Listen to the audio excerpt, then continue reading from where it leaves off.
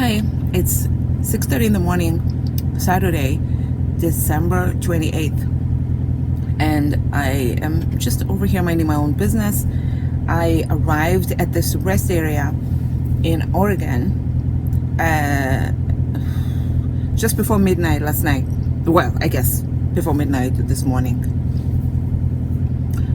Somebody just hit my truck right now, and it so happened that I was already awake. I was about to go to the restroom and weigh myself. And then all of a sudden I was like, okay, my microwave was on, my truck was idling. When the truck idles, it idles for 4 minutes and then it shuts off. Unless it's really hot outside, then it continues to idle in order to power the AC. It has the sensor, so it knows that it's not cold. It's December in Oregon. So I was like, so when it shuts down from that idle of 4 minutes, it's you can feel it. It's a rude awakening. So it did one of those, and I heard the boom, and I was like, I could swear someone's hitting my truck. But then I thought, oh, maybe it's shutting down. That was a really rude one. And then I realized, but the truck's still running. Oh, this is gonna be awkward. What do I do? Do I go there and be like, you blip, blip, blip, blip, blip? And this is a south and northbound. I'm on the 97, headed from Oregon to California. This is south and northbound rest area. What that means is, it's not like south has their own and north has their own. So everybody has this one particular rest area in the middle of nowhere. So when I arrived here, all the spots were taken, including somebody had to be creative and park next to the spots. I got lucky that the space next to that guy was big enough that I was able to maneuver and stop and park mine as well.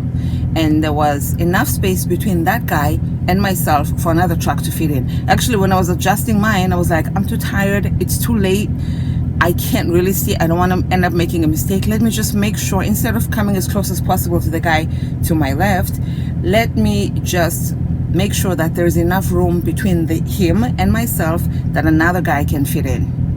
So that's what I ended up doing, instead of spending another 10 minutes back and forth in the dark hitting things just like. So I did that, and I kept waking up and I just double checking that everything's fine. I always get out of my truck. Well, you have to get out and do a post trip to make sure just roughly that everything's fine. And of course I did that, but I always also, especially when you're creative with your parking, you want to make sure that people who are passing from behind will have enough room, and people who are passing in the front will have enough room, lest they hit your truck. And ladies and gents, it still happened. So I get out, and he's trying to fit in the space that I left between myself and the other guy. His lights are so bright, but you know, the drive here is, you use a lot of bright lights. It's dark. I go straight to the corner that he hit. I look at it. It's the corner of my trailer on the driver's side, and I want to make sure that there's like no hole or dent or something weird, because I have a load that is at minus 10 degrees Fahrenheit. That's really cold. I don't need holes that's gonna, alter the temperature and ruin the load, etc., etc. So when I go there, I realize I don't see damage. It's the steel part that I guess was meant to be hit. And I know that I'm not the perfect driver. I know that I may have bumped into things that I didn't intend to, I had no business bumping into, and didn't get in trouble. I'm not talking about serious stuff, but I'm just saying the mistake that he made, we are not immune to it. At least I'm not. So instead of going there and being like, you just hit blah, blah, blah, blah, blah, for no reason, as if I'm perfect, I just was like, hold on.